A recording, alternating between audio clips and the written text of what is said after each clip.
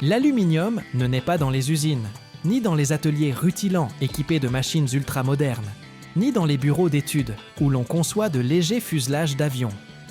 Sa véritable naissance se produit sous une chaleur tropicale insoutenable, au milieu de déserts de poussière rouge et de gigantesques entailles dans la croûte terrestre, là où gisent les bauxites, le minerai principal de ce métal. Lorsque nous tenons en main une simple canette en aluminium, ou que nous admirons la légèreté d'un vélo moderne, nous réalisons difficilement que ce métal faisait jadis partie d'immenses couches de roches sédimentaires, formées il y a des millions d'années sous l'effet d'une érosion agressive. La bauxite n'est pas un minerai ordinaire, c'est le résultat d'un processus géologique unique qui a transformé basalte, granit et autres silicates en concentré d'oxyde d'aluminium.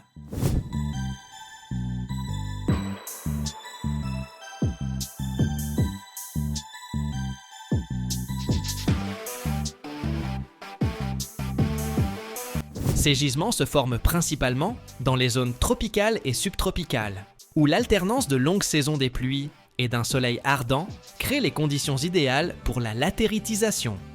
L'eau s'infiltre à travers le sol, lessivant la silice et autres éléments facilement solubles, ne laissant derrière elle que les composés stables de fer et d'aluminium. Au fil du temps, ces résidus s'accumulent, formant de puissantes cuirasses qui recouvrent de vastes territoires. Les gigantesques gisements de bauxite en Guinée, en Australie, au Brésil ou au Vietnam peuvent s'étendre sur des dizaines de kilomètres, avec une épaisseur variant de quelques mètres à 30 mètres. Ce sont de véritables greniers de la civilisation humaine, sans lesquels notre monde technologique moderne serait tout simplement impensable.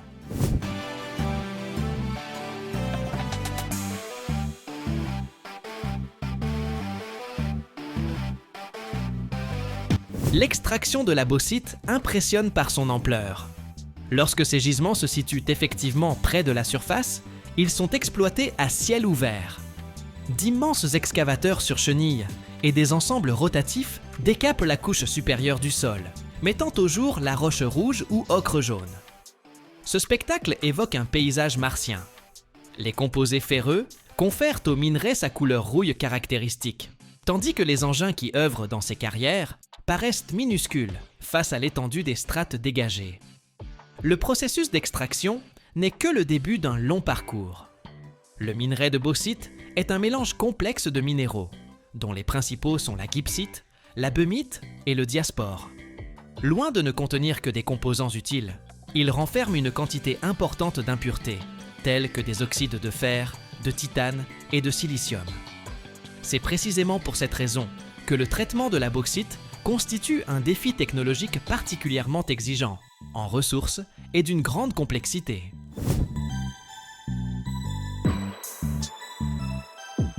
La première étape consiste à obtenir l'alumine, ou oxyde d'aluminium pur, selon la méthode proposée à la fin du XIXe siècle par Carl Joseph Bayer. Cette technologie demeure essentiellement inchangée depuis plus d'un siècle, bien qu'elle soit devenue nettement plus efficace. Le minerai est broyé jusqu'à obtenir une poudre fine, mélangée à une solution concentrée de soude caustique et chauffée dans d'immenses autoclaves sous haute pression. Dans ces géants métalliques se produit une réaction chimique au cours de laquelle l'aluminium passe en solution, tandis que toutes les impuretés indésirables précipitent au fond, formant ce qu'on appelle la boue rouge. Le problème de la boue rouge constitue l'un des défis environnementaux les plus complexes pour le secteur. Cette pulpe alcaline, saturée d'oxyde de fer, nécessite des installations spéciales, les bassins de décantation.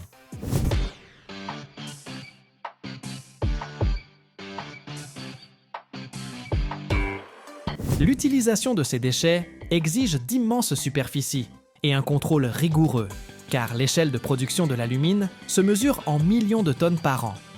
D'une tonne de bauxite, on n'obtiendra pas une tonne d'aluminium. Il faut généralement environ 4 tonnes de minerai pour produire 2 tonnes d'alumine, dont on n'extraira finalement qu'une seule tonne de métal pur. Cette faible concentration souligne l'ampleur considérable de l'extraction nécessaire pour satisfaire la demande mondiale. Le marché mondial de la bauxite constitue une arène où s'affrontent grandes multinationales et États. La Guinée, par exemple, détient près d'un quart des réserves mondiales, et ces plateaux rouges représentent une ressource stratégique majeure pour l'industrie planétaire. L'Australie, futur leader en volume de production, démontre comment concilier exploitation minière à grande échelle et réhabilitation ultérieure des terres.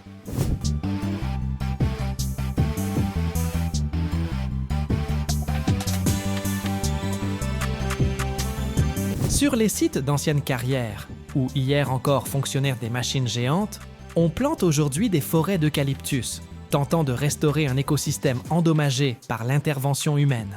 Après l'obtention de cette poudre blanche pure, l'alumine, débute la seconde étape de la transformation, l'électrolyse selon le procédé Hall-Héroult. Ce processus exige une quantité colossale d'énergie électrique, raison pour laquelle les usines de production d'aluminium sont implantées à proximité de puissantes centrales hydroélectriques. L'alumine est dissoute dans de la cryolite fondue, à une température avoisinant 950 degrés Celsius. Un courant électrique intense traverse ce bain en fusion, brisant les liaisons entre les atomes d'aluminium et d'oxygène.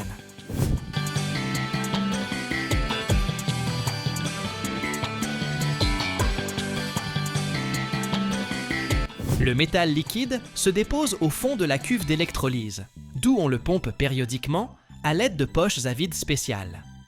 Cette vision d'argent faible incandescent, naissant d'une poudre blanche, constitue le point culminant de tout un processus qui a débuté dans une carrière lointaine, à des milliers de kilomètres d'ici. La logistique joue un rôle critique dans cette industrie. La bauxite est souvent extraite sur un continent, transformée en alumine sur un autre, et le métal fondu sur un troisième. De gigantesques vraquiers sillonnent les océans, transportant des millions de tonnes de minerais, créant une chaîne invisible qui relie les mines tropicales aux centres de production de haute technologie. L'ampleur de cette activité impacte non seulement l'économie, mais aussi la géopolitique, car le contrôle des gisements de bauxite signifie le contrôle de l'avenir de l'aéronautique, de l'industrie automobile et des programmes spatiaux.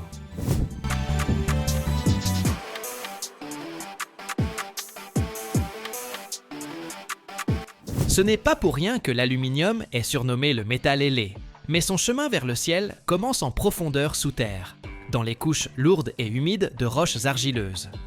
Il est important de comprendre que les gisements de bauxite ne sont pas illimités, même si leurs réserves sur la planète sont actuellement estimées comme largement suffisantes pour répondre aux besoins de l'humanité pendant plusieurs siècles encore.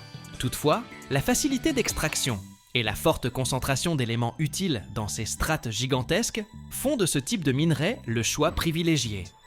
Il existe certes d'autres sources d'aluminium, comme les syénites néphéliniques ou les argiles kaoliniques, mais leur traitement est nettement plus complexe et plus coûteux. C'est pourquoi les provinces bauxitiques demeurent les principales cibles d'intérêt pour les géologues et les investisseurs.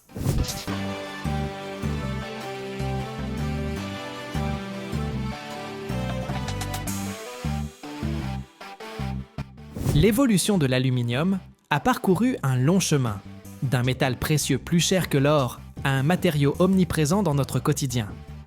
À la fin du XIXe siècle, Napoléon III recevait ses invités les plus illustres en leur offrant des couverts en aluminium, tandis que les hôtes de moindre rang devaient se contenter de vaisselle en or. Aujourd'hui, ce métal est devenu symbole d'accessibilité et de fonctionnalité. Mais cette accessibilité repose précisément sur notre capacité à l'extraire à l'échelle industrielle. Sans les gisements gigantesques enfouis sous les plateaux guinéens ou l'Amazonie brésilienne, nous n'aurions ni smartphone, ni bâtiments modernes à haute efficacité énergétique, ni transport léger.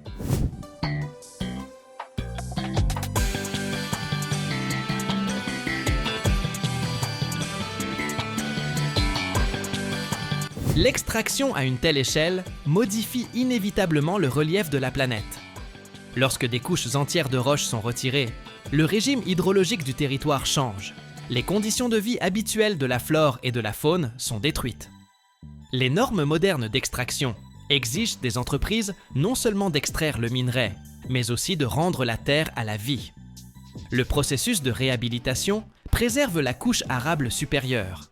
Celle-ci est retirée avant le début des opérations et remise en place après la fin de l'extraction. Cela permet de restaurer les terres agricoles, bien que ce processus de régénération forestière prenne des décennies et ne ramène jamais le paysage à son état d'origine.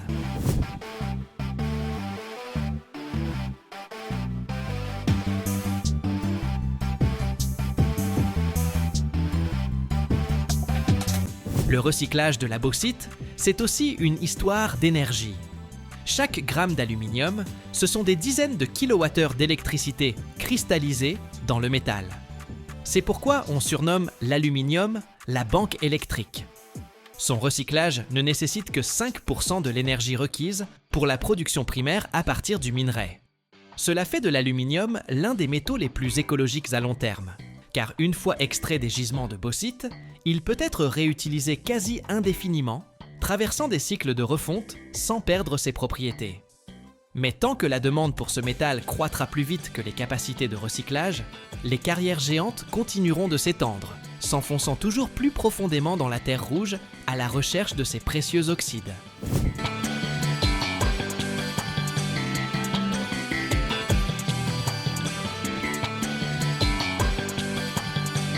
Le travail dans les carrières ne s'arrête jamais et chaque nouvelle coupe de strate ouvre un nouveau chapitre dans l'histoire du métal qui a transformé le monde. C'est un labeur sans fin, où l'ampleur des tâches correspond à l'ampleur des gisements, et où chaque maillon de la chaîne technologique s'avère crucial pour la réussite globale. La transformation de la bauxite illustre parfaitement la façon dont l'humanité a appris à exploiter les ressources terrestres, métamorphosant une argile d'apparence ordinaire en matériaux stratégiques qui fondent notre ère technologique. Chaque étape de ce processus prolonge logiquement la précédente, composant ainsi le tableau cohérent d'une interaction entre l'homme et la nature, où géants industriels et ressources naturelles évoluent dans un lien indissociable.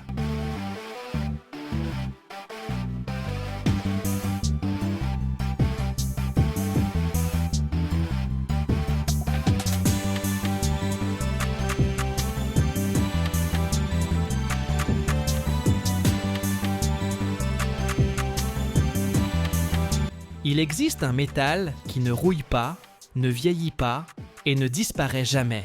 Il attend, tout simplement. Il attend dans l'eau, dans l'air et même dans nos foyers. Et si je vous disais que ce métal a aidé l'humanité pendant des siècles à extraire l'or, soigner les dents et mesurer la température, tout en rendant lentement les gens fous et en décimant des villes entières. Le mercure, cet argent liquide, à l'apparence presque magique, cache l'un des secrets les plus dangereux de la chimie. On ne peut pas le détruire, on ne peut que le cacher. Et si vous restez avec nous jusqu'au bout, vous découvrirez où l'humanité enfouit aujourd'hui le mercure pour toujours, et pourquoi une seule erreur pourrait le ramener dans nos vies.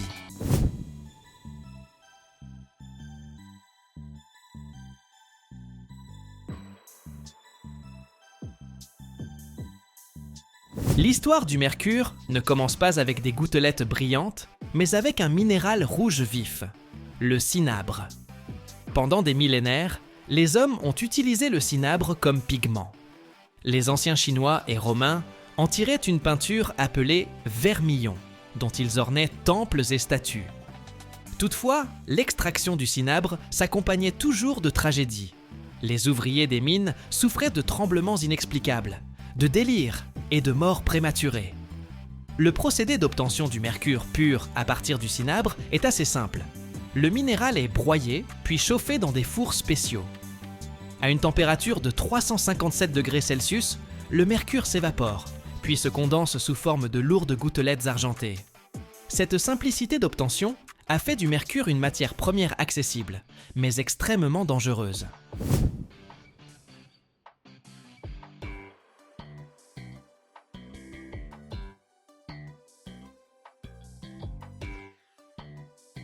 L'une des utilisations les plus massives du mercure dans l'histoire fut l'extraction de l'or et de l'argent. Le mercure possède une capacité unique, il mouille instantanément les autres métaux, les dissolvant en lui-même et créant des alliages appelés amalgames. À l'époque des ruées vers l'or, les chercheurs mélangèrent le minerai broyé avec du mercure. Le mercure, tel un aimant, extrayait les plus infimes particules d'or de la roche, formant une pâte épaisse. Pour obtenir de l'or pur, on chauffait simplement l'amalgame à feu ouvert. Le mercure s'évaporait directement dans l'air respiré par les hommes, et au fond restait l'or pur.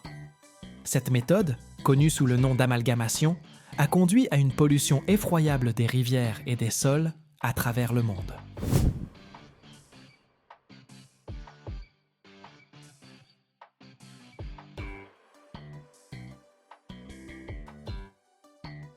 Même aujourd'hui, dans la jungle amazonienne, des chercheurs d'or clandestins utilisent des tonnes de mercure, empoisonnant les écosystèmes pour des décennies à venir.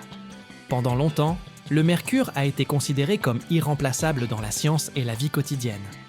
Dans les thermomètres, le mercure se dilate uniformément lors du chauffage, ce qui en faisait un fluide idéal pour des instruments de mesure précis.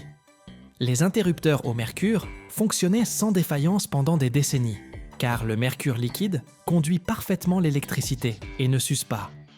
Les amalgames dentaires, mélange d'argent et de mercure, ont été la norme en dentisterie pendant plus d'un siècle en raison de leur résistance extraordinaire. Mais il y avait aussi un côté sombre.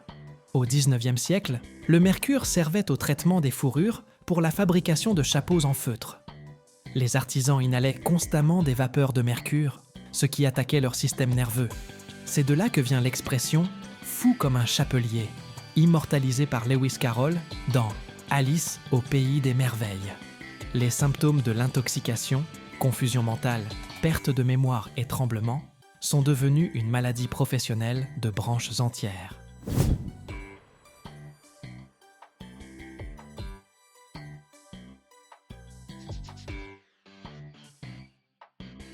La principale perfidie du mercure réside dans sa capacité à s'accumuler dans les organismes vivants. Lorsque le mercure pénètre dans l'eau, des bactéries le transforment en méthylmercure, une forme organique extrêmement toxique. Celui-ci s'accumule dans le plancton, puis dans les petits poissons, et enfin dans les grands prédateurs comme le thon ou le requin. L'être humain qui consomme ces poissons reçoit une dose massive de toxines. L'exemple le plus terrible reste la tragédie de la ville japonaise de Minamata dans les années 1950, où une usine chimique déversait du mercure dans la baie. Des milliers de personnes sont mortes ou sont restées handicapées à cause de lésions cérébrales. Cet événement a donné son nom à la maladie de Minamata et a poussé le monde à envisager l'interdiction de ce métal. Aujourd'hui, la convention de Minamata, signée par plus de 140 pays, est en vigueur. Elle interdit la fabrication et l'exportation de thermomètres à mercure, d'appareils de mesure de la pression, de la plupart des types de lampes fluorescentes et l'utilisation du mercure dans de nombreux processus industriels.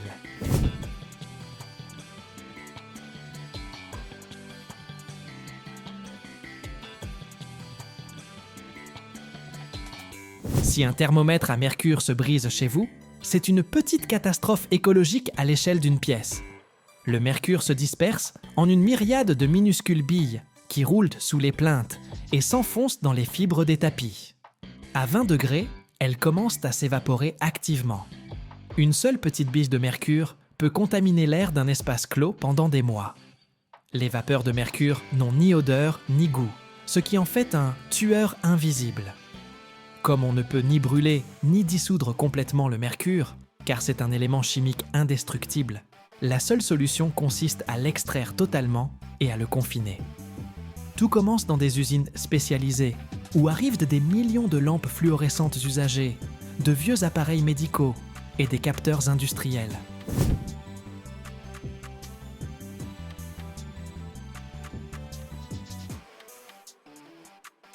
La première étape consiste en un broyage mécanique.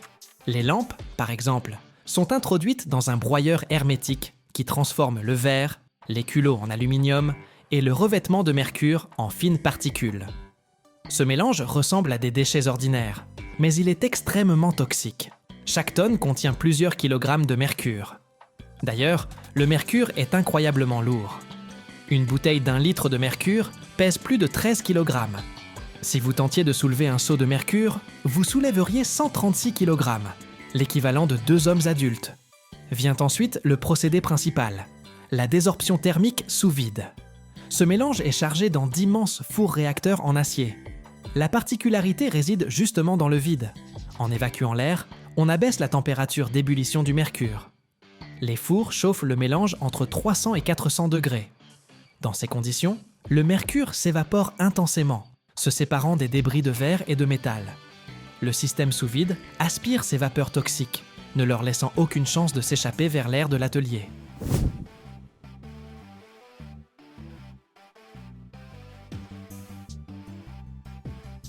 Le gaz mercuriel passe ensuite dans le système de condensation, Il s'agit de longs serpentins refroidis à basse température. Dès que la vapeur brûlante entre en contact avec les parois froides, elle redevient métal liquide. Des gouttelettes argentées s'écoulent dans des réservoirs spéciaux. Ce qui en ressort est du mercure recyclé pur. Toutefois, le monde renonçant progressivement à son utilisation, ce métal ne retourne plus dans les usines. L'ultime étape consiste en un emprisonnement éternel. On mélange le mercure liquide à des réactifs spécifiques, comme le soufre, pour le transformer en un composé solide et stable. Le sulfure de mercure, qui ne s'évapore pas et ne se dissout pas dans l'eau. Cette substance est scellée dans des conteneurs en acier à parois épaisses, recouverts d'une couche anti-corrosion.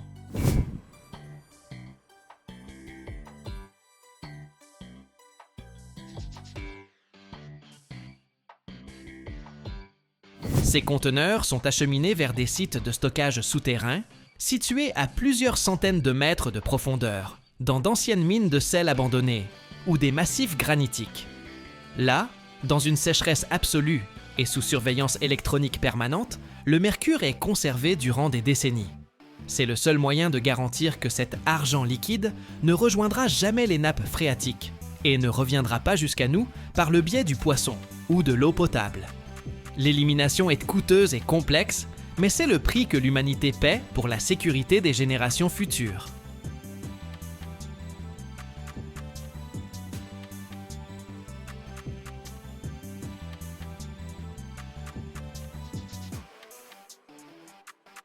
Chaque année, le monde consomme plus de 200 millions de tonnes de métaux, mais il en existe un qui est presque impossible à détruire. Pourquoi un petit cube pesant à peine plus qu'une boîte d'allumettes tire-t-il la main vers le bas, comme s'il s'agissait d'un fragment de trou noir? Et comment un matériau qui ne fond qu'à 3400 degrés influence-t-il l'armement, l'électronique et même la géopolitique mondiale? Voici l'histoire du tungstène, le métal qui change la donne. Regarde jusqu'au bout. Je révélerai un fait sur le tungstène que même certains fabricants dissimulent.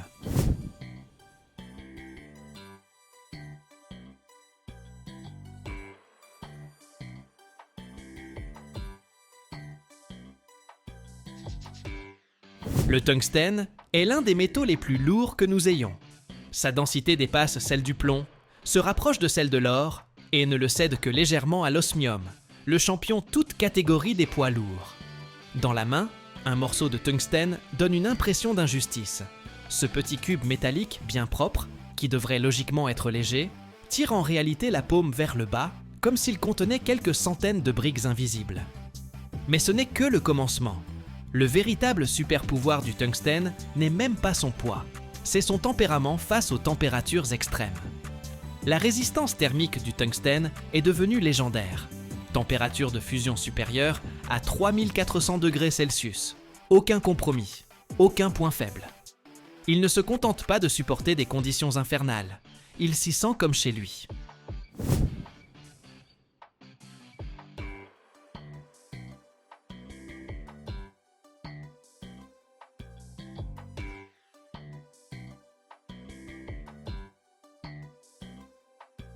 Presque tous les autres métaux ramolliront au mieux, ou disparaîtront tout simplement sous l'effet de la chaleur, tandis que le tungstène reste là, observant la scène avec une indifférence glaciale. C'est précisément pour cette raison qu'il est idéal pour les filaments de lampes. Oui, ces bonnes vieilles ampoules à incandescence. Car où d'autre trouver un matériau capable d'émettre une lumière blanche éclatante sans se transformer en bouillie jaunâtre? Sa dureté extraordinaire mérite qu'on s'y attarde. Le tungstène pur est plutôt fragile, mais dès qu'on l'associe au carbone, on obtient du carbure de tungstène, l'un des matériaux les plus durs sur Terre. Sur l'échelle de Mohs, il peut rivaliser avec le corindon, et en termes d'application pratique, il est tout simplement hors compétition. C'est le carbure de tungstène qui constitue la base des couronnes de forage, des outils de coupe, des fraises et des forêts, capables de trancher le granit comme s'il s'agissait d'une simple biscotte. Lorsque vous voyez une vidéo où une foreuse pulvérise la roche plus rapidement qu'un couteau de cuisine ne tranche une carotte, sachez que c'est le tungstène à l'œuvre, sous une forme surpuissante et ultra résistante.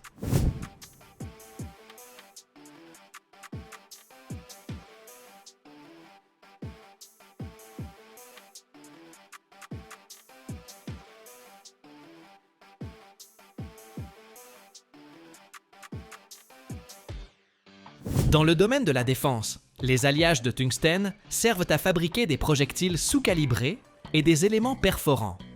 Deux caractéristiques sont ici essentielles: une densité élevée et la capacité de conserver sa dureté sous des contraintes colossales. Lors d'un impact à plusieurs kilomètres par seconde, un métal ordinaire serait tout simplement écrasé, mais le tungstène reste acéré et redoutable. En ce sens, il est véritablement dur comme une balle, seulement 2 à 3 fois plus efficace. Mais l'usage militaire ne représente qu'une partie du tableau. Le tungstène se retrouve dans l'électronique, là où l'on a besoin de contacts capables de résister à des températures et à des charges extrêmes, dans les installations sous vide, dans l'industrie, partout où l'on exige des matériaux qui ne fondent ni ne s'oxydent à la chaleur. Les filaments des tubes cathodiques, les éléments chauffants des fours, les électrodes, partout où règne une chaleur intense, il y a de fortes chances de rencontrer du tungstène, ou du moins ses composés.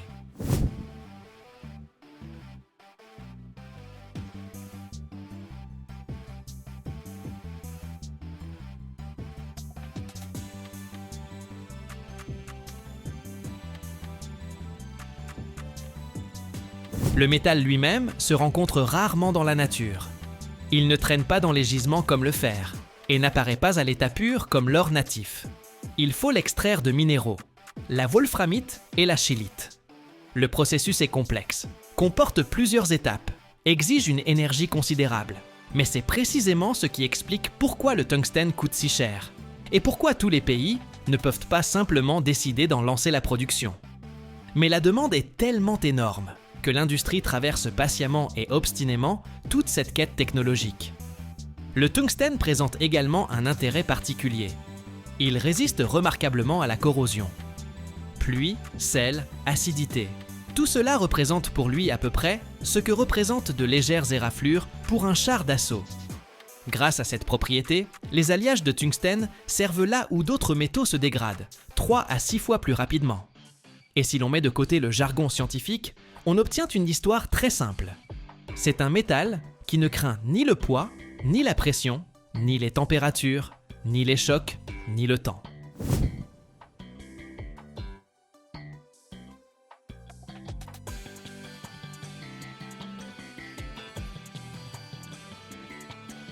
Si le fer est le fondement de la civilisation, l'aluminium, le symbole de la légèreté, et le titane, l'incarnation de la force alliée à la faiblesse du poids, alors le tungstène représente la limite extrême des possibilités métalliques.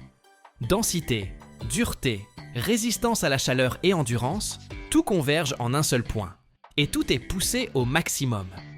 Ce qui est intéressant, c'est que les réserves de tungstène dans la croûte terrestre sont réparties assez largement. Sur chaque continent, à l'exception de l'Antarctique, des gisements ou des réserves prometteuses ont été découverts. Mais les barrières géopolitiques, économiques, écologiques et technologiques font que seule une petite partie de ces réserves est réellement exploitée. Même après la découverte d'un gisement, le chemin vers une extraction à part entière peut prendre des dizaines d'années. Il faut d'abord confirmer les réserves, mener des études géologiques, évaluer la teneur du minerai, la structure du gisement. Tout cela coûte cher. Ensuite, il faut élaborer un projet, trouver des investisseurs, construire les infrastructures, mines ou carrières, routes, installations de traitement.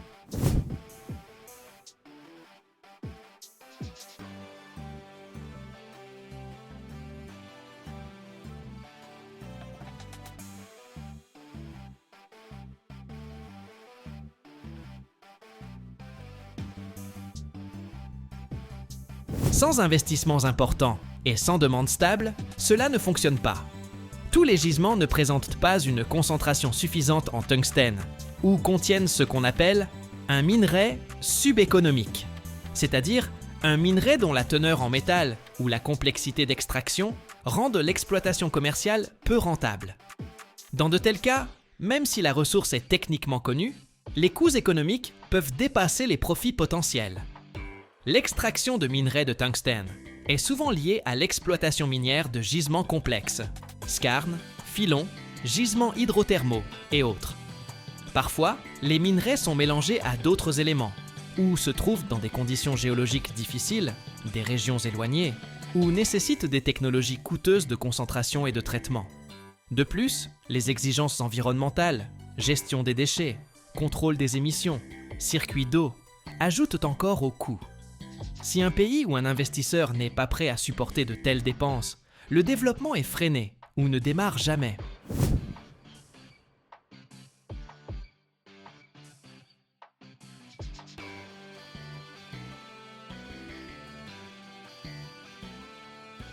Les gisements se trouvent souvent dans des régions éloignées ou instables, où l'instabilité politique, l'absence d'infrastructures, la bureaucratie et les risques découragent les investisseurs.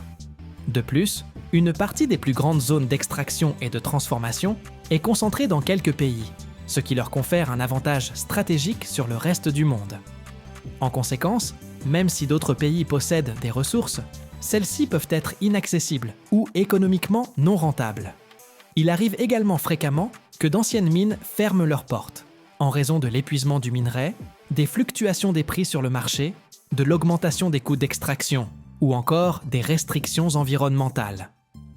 La réactivation de telles mines nécessite souvent du temps, des investissements et de nouvelles technologies. Cela signifie que la situation du tungstène ne relève pas de réserves inépuisables, mais bien de gisements exploités de manière sélective, de décisions budgétaires, de viabilité commerciale et de géopolitique. C'est pourquoi le contrôle des mines en activité, leur modernisation, les technologies de transformation et la logistique revêtent souvent plus d'importance que la simple réserve brute de minerais.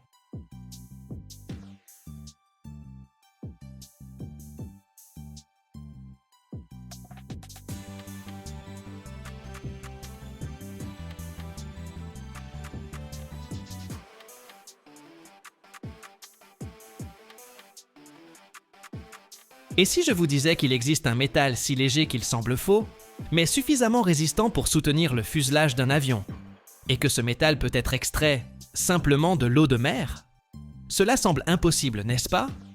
Mais c'est précisément ici que commence le mystère du magnésium, un matériau qui transforme discrètement l'aviation, les gadgets et même la médecine.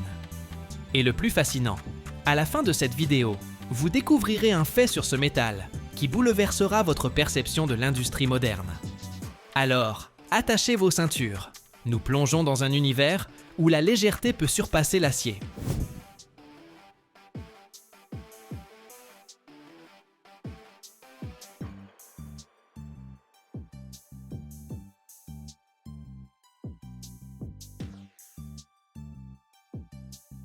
Le magnésium est si léger qu'il semble irréel, mais il est en même temps aussi résistant que l'acier et possède des propriétés uniques. Il construit déjà notre avenir, le rendant plus léger, plus rapide et plus efficace. Le magnésium, 12e élément du tableau périodique, appartient aux métaux alcalino-terreux, tout en demeurant l'un des matériaux structurels les plus légers disponibles pour l'industrie. Son faible numéro atomique ne témoigne nullement de capacités modestes. Le magnésium allie faible densité, résistance suffisante et remarquable aptitude à former des alliages légers et rigides. La comparaison avec d'autres métaux s'avère particulièrement frappante. Il est environ un tiers plus léger que l'aluminium, ce qui le rend attractif pour toute construction, où l'économie de poids revêt une importance critique. Si on le compare au titane, la différence atteint près de 60%, ce qui démontre le potentiel du magnésium dans les applications aérospatiales et de transport, domaine traditionnellement dominé par le titane.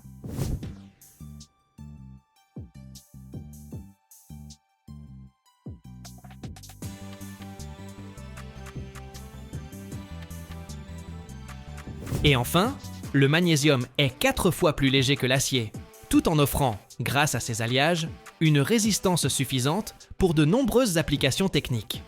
C'est précisément cette combinaison de propriétés qui fait du magnésium un métal d'avenir prometteur dans de nombreux secteurs.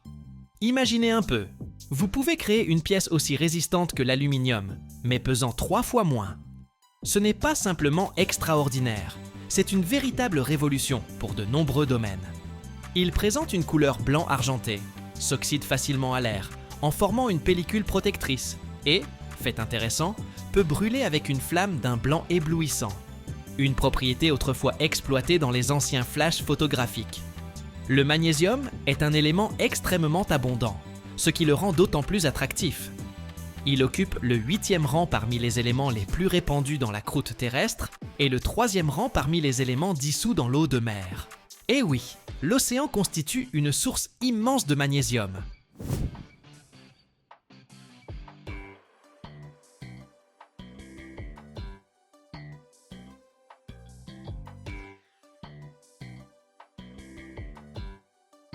Le magnésium peut être extrait de l'eau de mer, et cette méthode ressemble véritablement à quelque chose venu du futur. Bien que le magnésium n'y soit présent qu'à hauteur de quelques dixièmes de %, le volume même des océans le rend pratiquement inépuisable. L'eau de mer est simplement prélevée et on y ajoute de la chaux. Il se forme alors de l'hydroxyde de magnésium, qui ne se dissout pas et précipite immédiatement au fond. Ce précipité est séparé, lavé, puis mis à réagir avec de l'acide chlorhydrique afin d'obtenir du chlorure de magnésium. La solution est ensuite évaporée jusqu'à ce qu'il ne reste qu'un sel fondu pratiquement pur. C'est précisément ce sel fondu qui est introduit dans les électrolyseurs. Sous l'action du courant, le chlorure de magnésium se décompose. Le magnésium pur se dépose à la cathode, tandis que le chlore est extrait séparément et peut être réutilisé. Le procédé consomme énormément d'énergie, mais le résultat est un métal de très haute pureté obtenu à grande échelle.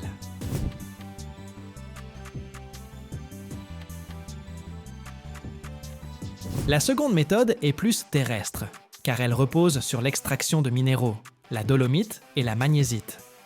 On les extrait dans des carrières ou des mines, on les broie, puis on les envoie à la calcination. Sous l'effet de températures élevées, le dioxyde de carbone s'échappe du minerai et il ne reste que l'oxyde de magnésium. C'est alors qu'intervient la pyrométallurgie. L'oxyde de magnésium est mélangé au ferrosilicium et chauffé à très haute température sous vide. Dans ces conditions, le magnésium commence à s'évaporer et c'est justement sous forme de vapeur qu'on le sépare, puis qu'on le condense en métal pur. C'est une voie plus traditionnelle, mais elle reste largement utilisée grâce à un équipement relativement simple et des résultats stables. Le magnésium n'est pas seulement un métal léger, c'est un matériau d'avenir qui est déjà activement employé dans de nombreux secteurs, démontrant ses propriétés uniques. L'industrie automobile et l'aéronautique, c'est son heure de gloire, où chaque gramme compte.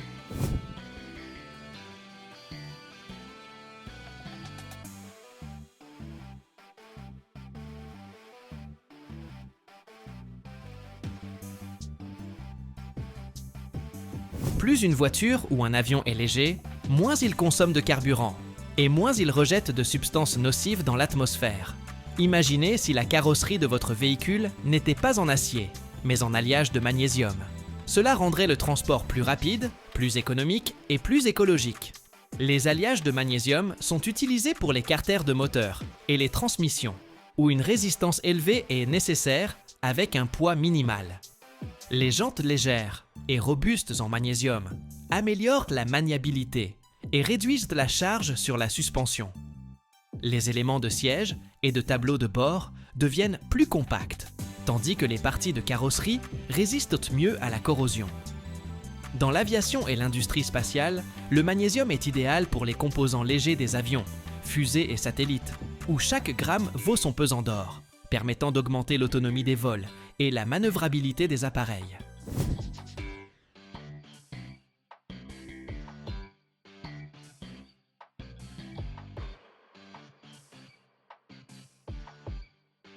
L'électronique et les gadgets ne peuvent également plus se passer du magnésium. Votre smartphone, votre ordinateur portable, votre tablette cherchent à devenir plus fins, plus légers et plus résistants. Et les boîtiers en alliage de magnésium conviennent parfaitement à cet objectif. Non seulement ils sont légers, mais ils dissipent également remarquablement la chaleur, garantissant ainsi un fonctionnement fiable des processeurs et des batteries même sous charge. De nombreux ordinateurs portables haut de gamme et appareils photo professionnels possèdent justement des boîtiers en magnésium, qui résistent au choc sans ajouter de poids superflu. La médecine ouvre une nouvelle ère avec le magnésium. Les scientifiques développent des implants pour traiter les fractures osseuses, qui, avec le temps, se dissolvent dans l'organisme sans laisser de traces et sans nécessité d'intervention chirurgicale supplémentaire. Il s'agit d'une véritable révolution en biomédecine, où le magnésium devient un matériau biocompatible qui stimule la cicatrisation des tissus.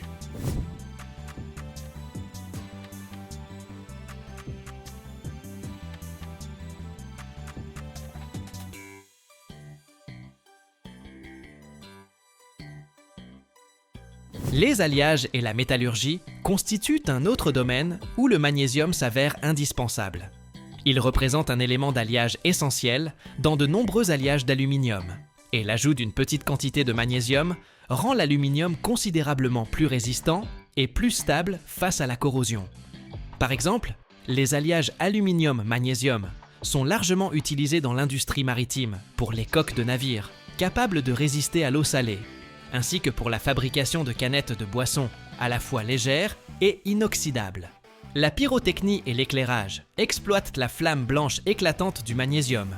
Elle brûle avec intensité, ce qui explique son utilisation dans les feux d'artifice, les fusées éclairantes et les dispositifs d'éclairage spéciaux, destinés à produire une lumière puissante. L'industrie chimique apprécie le magnésium comme agent réducteur dans la production d'autres métaux.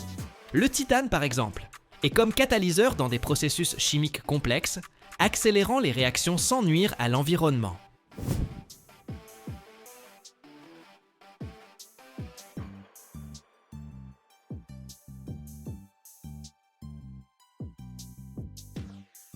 Même dans les compléments alimentaires et la médecine, le magnésium joue un rôle vital. C'est un minéral essentiel pour notre organisme, participant à des centaines de réactions biochimiques, de la contraction musculaire et la transmission des impulsions nerveuses au contrôle de la glycémie et de la pression artérielle. Beaucoup de personnes prennent des suppléments de magnésium pour améliorer leur sommeil, réduire le stress, soutenir le système cardiovasculaire et maintenir leur tonus général. Ainsi, le magnésium traverse toutes les sphères de la vie moderne, des transports et gadgets à la santé, prouvant que la légèreté peut s'allier à une utilité extraordinaire.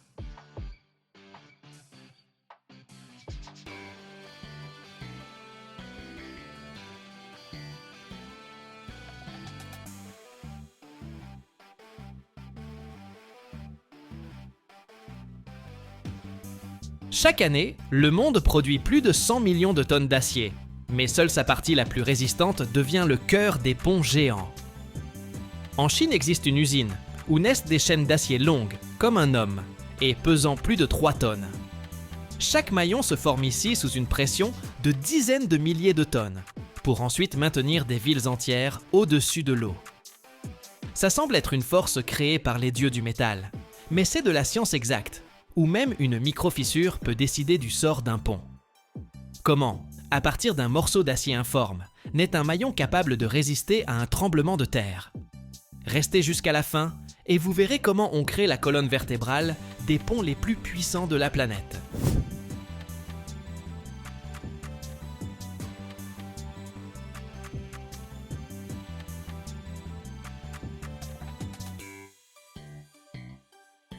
Le début de la grande histoire des chaînes de pont prend toujours son départ avec le laminage d'acier, la base, la matière première sans laquelle on ne peut imaginer aucune construction solide. Dans cette usine chinoise, on utilise des alliages d'acier spéciaux, développés spécifiquement pour résister à des charges incroyables. Ils ne ressemblent pas à l'acier ordinaire qu'on utilise au quotidien. C'est un matériau résistant qui combine solidité, flexibilité et durabilité. Tout ce qu'il faut pour qu'un maillon de chaîne de pont supporte des kilotonnes de pression, les impacts climatiques et même les oscillations lors des tremblements de terre. Le métal arrive à l'usine sous forme de grandes barres et blocs d'acier. Le poids de chaque bloc atteint parfois 3 tonnes, environ la moitié d'un camion. Imaginez ce morceau massif de métal qui deviendra une partie d'une chaîne indestructible.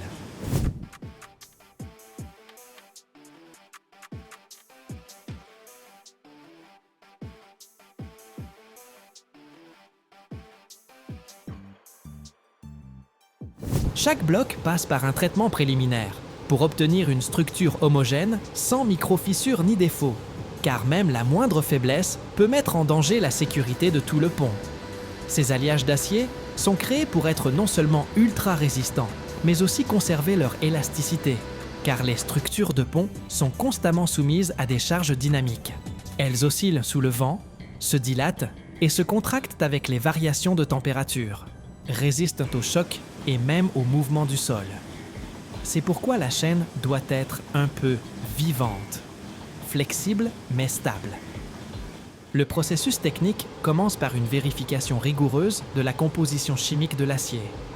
Des capteurs spéciaux et des analyses de laboratoire garantissent que le matériau répond à toutes les normes strictes. Ce n'est qu'après cela que le laminage est dirigé vers les machines, où seront formés ces maillons géants capables de soutenir un pont extrêmement lourd.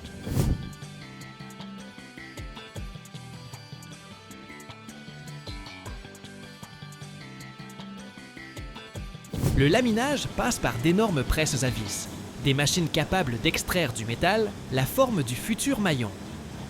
Un maillon pour chaîne de pont, c'est un ovale d'acier géant, long de plus de 2 mètres parfois et pesant environ 3 tonnes. Imaginez la force nécessaire pour former un tel maillon. Après que la forme générale du maillon soit formée à partir du laminage d'acier résistant, il passe à l'étape clé suivante de la production, le traitement dans une presse énorme. Cette presse est un véritable monstre parmi les machines industrielles, capable de traiter du métal d'un poids et de dimensions incroyables. Dans cette presse gigantesque, le maillon n'est pas simplement plié et compacté. On lui donne littéralement la forme nécessaire au fonctionnement parfait de toute la chaîne du pont. C'est ici que se fait le réglage fin de sa géométrie, pour que chaque maillon se connecte en douceur avec le suivant, sans gêner le mouvement, tout en assurant un ancrage solide et fiable.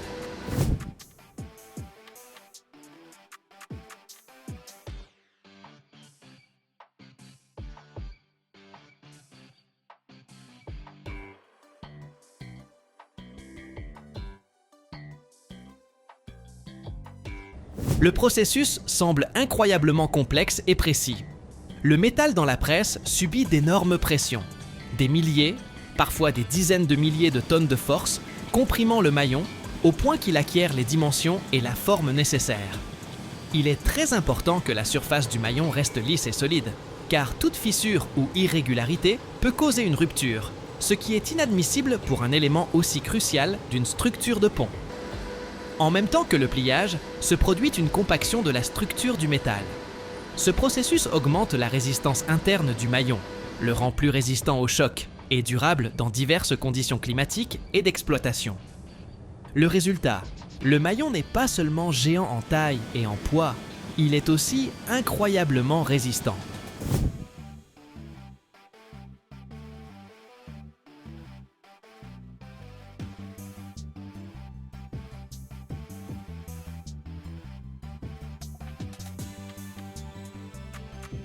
L'un des moments clés est l'ajustement des dimensions précises.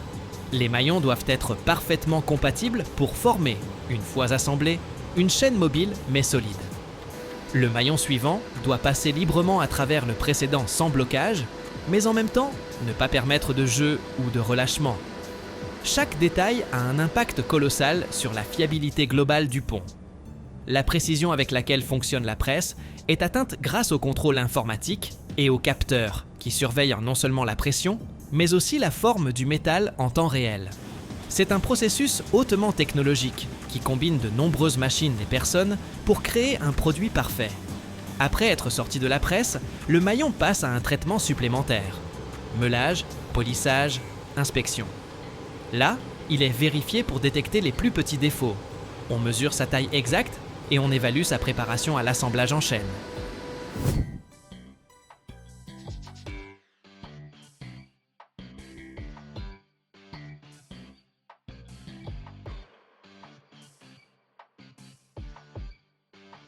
Chaque pièce doit passer le contrôle qualité, car de sa perfection dépend la sécurité de milliers de personnes et la durée de vie du pont lui-même. Plus de 1000 ouvriers et ingénieurs travaillent à l'usine, assurant la sécurité et des standards de production élevés. Ici, on fabrique annuellement plus de 5000 de ces maillons géants. La Chine reste le plus grand producteur d'acier au monde, ce qui impacte directement les volumes de fabrication de produits à grande échelle comme les chaînes de pont. Selon les résultats de septembre 2025, la production d'acier en Chine s'est élevée à environ 73 500 000 tonnes, soit 5% de moins par rapport à l'année précédente. Mais cela représente toujours une contribution énorme au marché mondial de l'acier.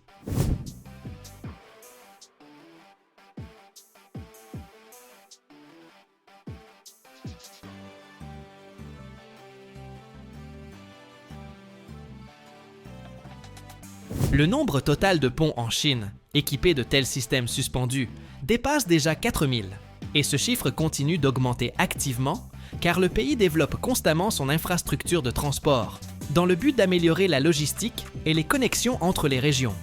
Pour comparaison, il existe environ 10 000 grands ponts suspendus dans le monde, et environ un tiers d'entre eux possèdent précisément ces chaînes d'acier géantes, fabriquées avec des technologies similaires à celles utilisées dans cette usine en Chine.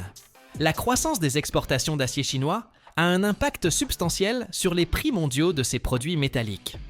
En premier lieu, l'expansion des livraisons sur le marché international crée une pression supplémentaire sur l'offre, ce qui conduit souvent à une baisse des prix.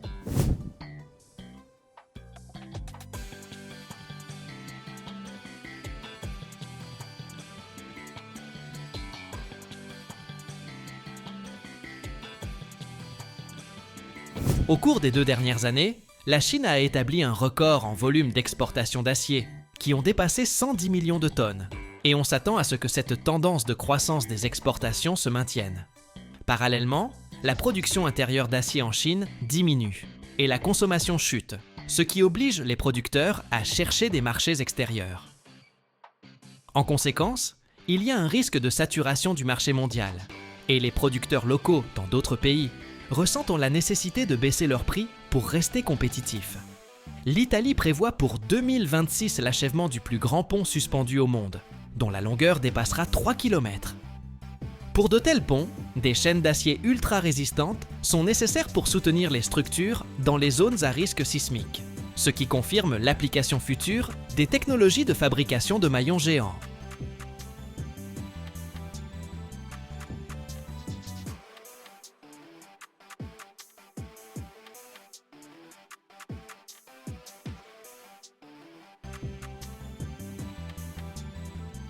Chaque année, plus de 100 tonnes de matériaux sont produites dans le monde, mais un seul d'entre eux défie les lois de la physique.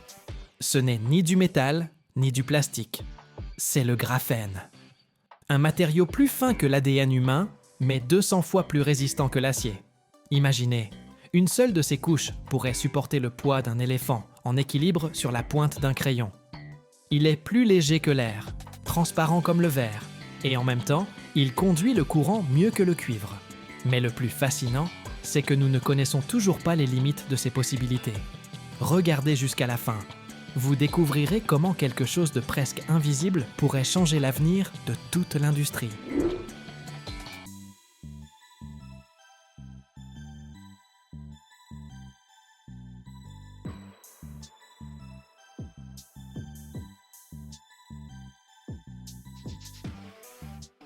Alors, le graphène est un matériau bidimensionnel, composé d'une seule couche d'atomes de carbone, disposé en un réseau dense et bidimensionnel, en forme d'hexagone. Il possède une série de propriétés uniques qui le rendent incroyablement prometteur. Les atomes de carbone dans le graphène sont liés entre eux par des liaisons covalentes extrêmement solides. En substance, chaque atome fait partie d'un maillage absolument dense et impeccable. Lorsque nous essayons d'étirer, de percer ou de casser une feuille de graphène, nous essayons en fait de rompre ces liaisons. Ce qui est unique, c'est que lorsqu'une force externe est appliquée au maillage, il ne se brise pas simplement. Au lieu de cela, le réseau hexagonal parfait assure une répartition uniforme de la contrainte sur l'ensemble du matériau. Les physiciens ont découvert que pour percer une feuille de graphène parfaite avec un crayon, par exemple, il faudrait une force comparable au poids d'un éléphant en équilibre sur la pointe de ce crayon.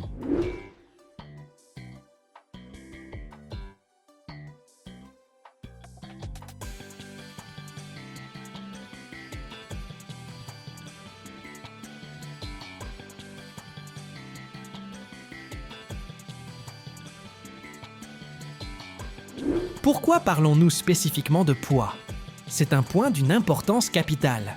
Quand les scientifiques comparent les matériaux, ils évaluent leur rapport spécifique résistance sur poids. Par exemple, l'acier est un matériau solide, mais il est aussi très lourd. Le graphène, lui, est aussi solide que l'acier, voire plus, mais son poids est dérisoire. Une feuille de graphène est si fine qu'un kilogramme de ce matériau pourrait couvrir une surface comparable à plusieurs terrains de football. Cela signifie que, si nous prenions un morceau de graphène et un morceau d'acier de haute qualité de même poids, le graphène supporterait une charge 200 fois plus importante avant de se déformer ou de se rompre. Cette caractéristique en fait le candidat idéal pour la création de matériaux composites ultra légers et ultra résistants pour l'aérospatiale, le blindage et les équipements sportifs de haute technologie. Imaginez que même le plus petit ajout de graphène à des matériaux ordinaires, comme les plastiques ou les résines époxy, peut les transformer en quelque chose de complètement nouveau.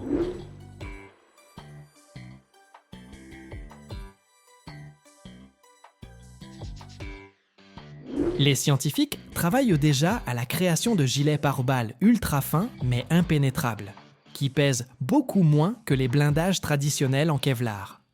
L'ajout d'une infime quantité de graphène au béton peut le rendre beaucoup plus résistant aux fissures et aux dommages, prolongeant la durée de vie des ponts et des bâtiments. Les carrosseries et les fuselages d'avions à base de graphène seraient plus légers, ce qui entraînerait des économies de carburant significatives tout en devenant beaucoup plus solide et plus sûr. Ainsi, le graphène est l'incarnation d'un paradoxe. Il est presque invisible, mais sa résistance surpasse celle des métaux les plus forts.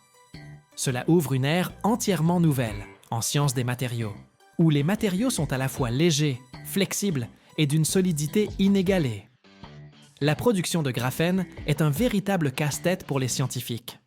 On peut l'obtenir de 3 manières principales, qui diffèrent par leur coût, leur qualité et leur volume de production.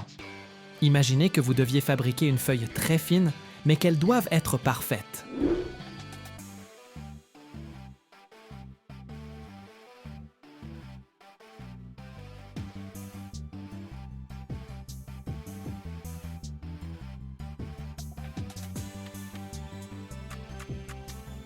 La première méthode est l'exfoliation mécanique.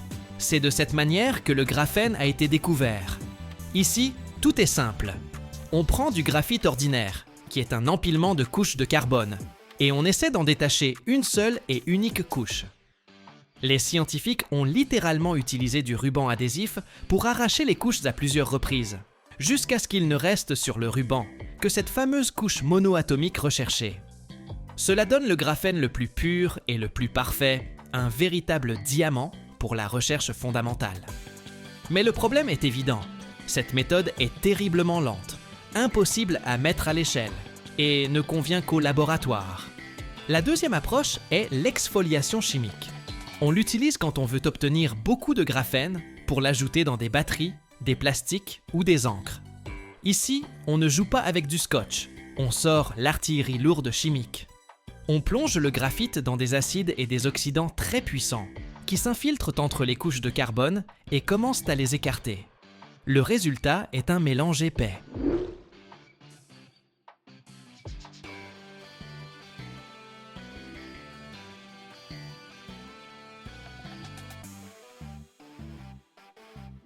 Ensuite, on le traite aux ultrasons, comme avec un mixeur, et les couches de graphite se séparent finalement dans l'eau ou un autre solvant. C'est ce qu'on appelle l'oxyde de graphène. Après cela, il faut réduire cet oxyde de graphène pour qu'il redevienne conducteur d'électricité. Cette méthode est bon marché et produit de grands volumes, mais le produit final a toujours beaucoup de défauts et d'impuretés. Il convient pour les composites, mais pas pour l'électronique sensible. La troisième et la plus prometteuse des méthodes est le dépôt chimique en phase vapeur, CVD. C'est la technologie pour créer des toiles de graphène de haute qualité et de grande taille, nécessaires pour les écrans tactiles ou les microcircuits. Ici, on n'arrache rien, on fait pousser le matériau à partir de zéro. On prend une fine feuille de métal, généralement du cuivre, et on la chauffe très fort, jusqu'à 1000 degrés Celsius. Puis, on introduit dans le four un gaz contenant du carbone, par exemple du méthane. Les atomes de carbone, libérés du gaz, se déposent sur le cuivre incandescent, qui sert de modèle parfait. Ils s'assemblent d'eux-mêmes en un maillage en nid d'abeilles monocouche et impeccable. Cette méthode donne une haute qualité et permet de fabriquer de grandes feuilles de graphène, ce qui est essentiel pour l'industrie.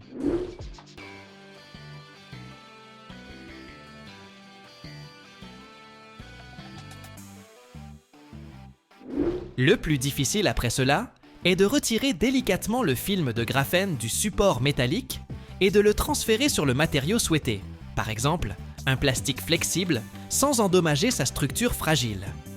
En termes d'argent, le marché mondial du graphène est actuellement évalué à plusieurs centaines de millions de dollars américains et, selon la plupart des prévisions, il devrait croître très rapidement, doublant souvent tous les 2 ou 3 ans. Les analystes s'attendent à ce que ce marché dépasse le milliard de dollars d'ici la fin de la décennie. Cela montre que les investisseurs croient en l'adoption massive du graphène. Contrairement aux produits de base, le marché du graphène est très segmenté par type et qualité. La part du lion de la production en poids est constituée d'oxyde de graphène réduit et de paillettes de graphène. Ils sont produits par la méthode chimique et sont utilisés pour renforcer les composites, les revêtements et les encres. Ils sont bon marché, mais présentent de nombreux défauts. C'est ce qu'on appelle le volume à bas coût.